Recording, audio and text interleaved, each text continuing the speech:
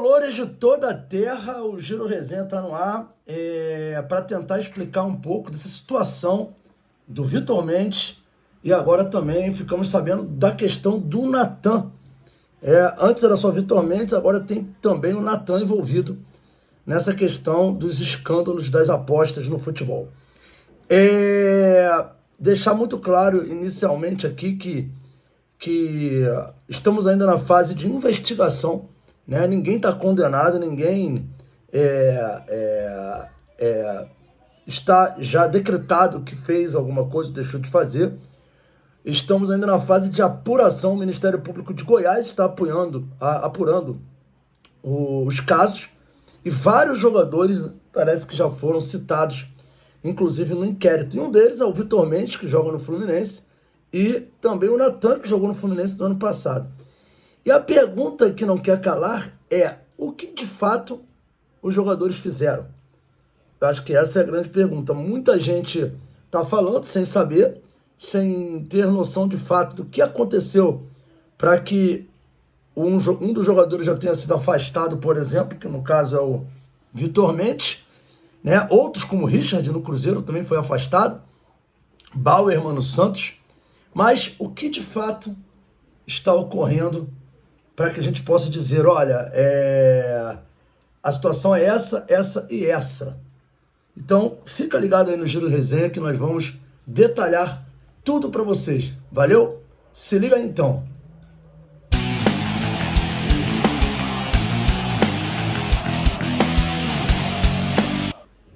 Então, galera, Tricolor de volta aqui para a gente tratar desse assunto do caso Natan. A gente vai começar a falar das transcrições que aconteceram. Natan não, né? Vitor Mendes e Natan.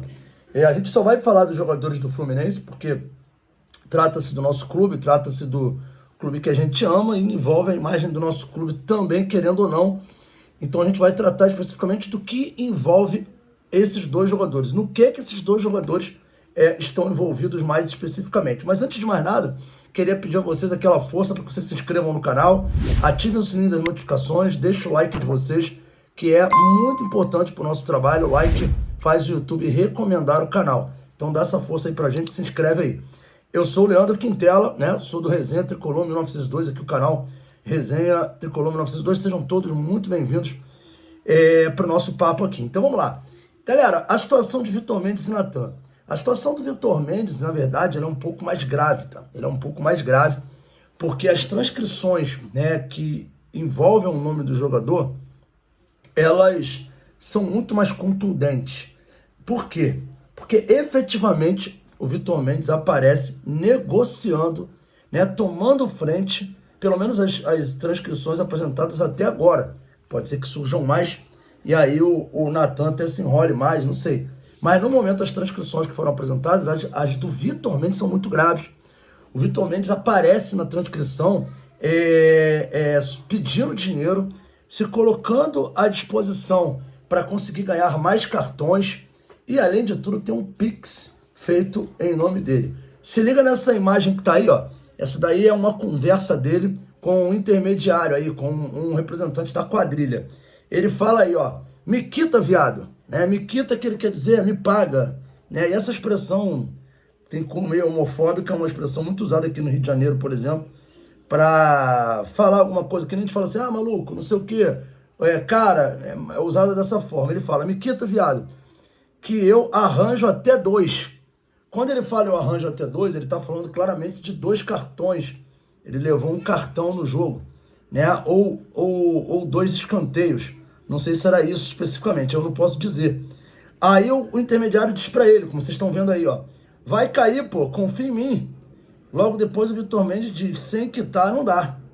E por último o intermediador diz, estou esperando cair o meu também.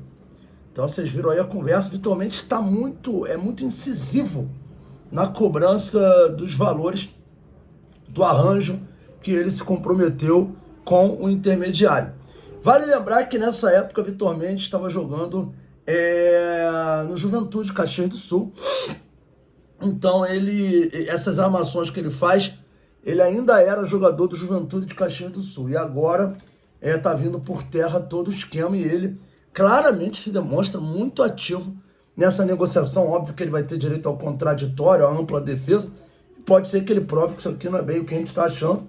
Acho pouco provável, acho que está muito contundente, mas quem sou eu? Não sou juiz, né, gente? E não tenho essa pretensão, não estudei para isso. Mas essa é a situação do Vitor Mendes. Então, tá claro qual é o problema do Vitor Mendes, né, gente? O problema do Vitor Mendes é que, teoricamente, como vocês estão vendo aí, muito claramente ele parece ter intermediado aí cartões durante um jogo, né? E faltas também, porque parece que não foi só cartões que envolvem a situação do Vitor Mendes, mas nesse caso são cartões. Já no que se refere à situação do Natan, vocês vão ver que é um pouquinho diferente. O Natan ele não aparece como um intermediador ou como alguém ativo na negociação da fraude, mas os intermediadores falam sobre ele de uma forma muito concisa, né? E dando a entender que tem contatos com o jogador e que conversa com o jogador. Pode ser que transcrições de áudio apareçam aí com o Natan conversando com os caras, mas a gente vai transcrever aqui algumas partes de uma conversa que aconteceu no jogo do ano passado, Fluminense e Fortaleza, no Maracanã, em que o Natan acabou não entrando. Ele acabou não entrando em campo e isso deixou os intermediadores muito pau da vida, muito revoltados com o Diniz.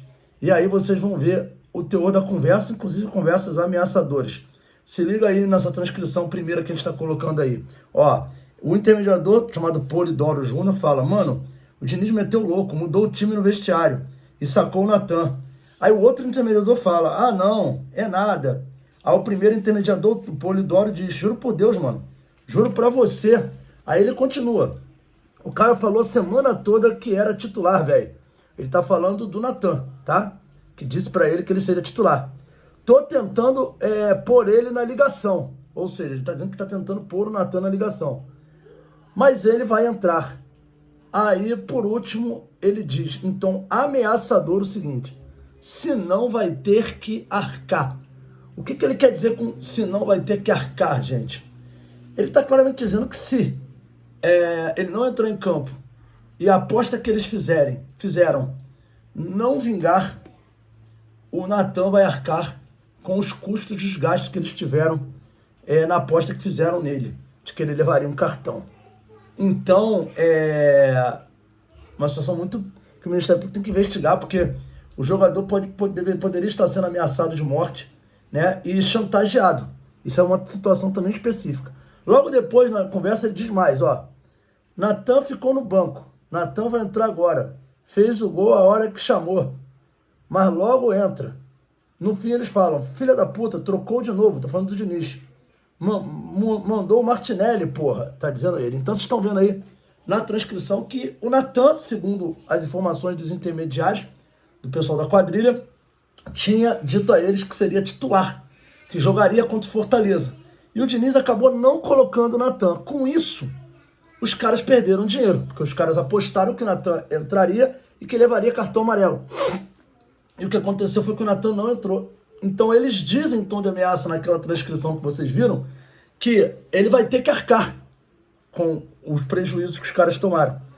Então assim, no caso do Natan, é o intermediador falando, que conversou com ele, dizendo até em colocar ele na linha, né? E por fim dizendo que ele iria ter que arcar com o prejuízo que eles tomaram. Então essas são as situações que envolvem Natan e Vitor Mendes, gente. Vitor Mendes aparece como uma figura mais ativa, literalmente falando ao celular com os intermediadores, se propondo a arrumar cartões em troca de depósitos em valores. E o Natan, até o presente momento, não aparece na conversa, conversando com o intermediador, mas os intermediadores entre eles conversam dizendo que conversaram com o Natan e que negociaram isso. Então essa é a situação de momento. Que seja dado a todos os jogadores aí o benefício aí da ampla defesa e do contraditório, que é um direito universal previsto na Constituição brasileira, e que todos os responsáveis que claramente as provas mostrarem que são responsáveis sejam punidos veementemente por crimes contra a economia popular, né, por fraude, e também sejam banidos do esporte. Porque nós, torcedores, nós não podemos ser feitos de bobo. Isso aqui pra gente significa muito, muito. Isso aqui é parte da minha família. Isso aqui é com minhas filhas, com minha esposa, com minha mãe. Isso aqui eu carrego no meu peito há muitos anos. Eu vou fazer 40 anos esse ano. E desde 1992 eu carrego isso comigo, nas boas e nas más, né? Vivi momentos muito difíceis com o Fluminense. Hoje, graças a Deus, estou vivendo talvez um dos melhores momentos que eu vi o Fluminense estar na minha vida. Então, assim, eu como torcedor me sinto ferido, como se fosse uma estocada no peito, o que esses caras estão fazendo, né? E que seja provado quem são as pessoas que estão envolvidas com isso, que todos sejam punidos, para que nós, torcedores, não sejamos feitos de otário nessa história toda e que o nosso clube tão amado não seja lesado e prejudicado. Minha solidariedade ao Juventude, que foi o clube prejudicado, né, nesse caso, que inclusive foi rebaixado com muita antecedência, e aos torcedores do Juventude também pela ocorrência, por tudo que aconteceu na temporada passada. E é isso, torcer para que os responsáveis sejam punidos veementemente, e se porventura os jogadores realmente fizerem parte da quadrilha, que todos eles sejam punidos e banidos do esporte. A gente não precisa desse tipo de pessoa, desse tipo de jogador fazendo parte do nosso meio do futebol. Beleza, galera? E é isso aí, foram os esclarecimentos que eu queria trazer para vocês. Pedir mais uma vez para se inscrever no canal, ativar o sininho das notificações e deixar seu like, tá? Saudações tricolores, valeu!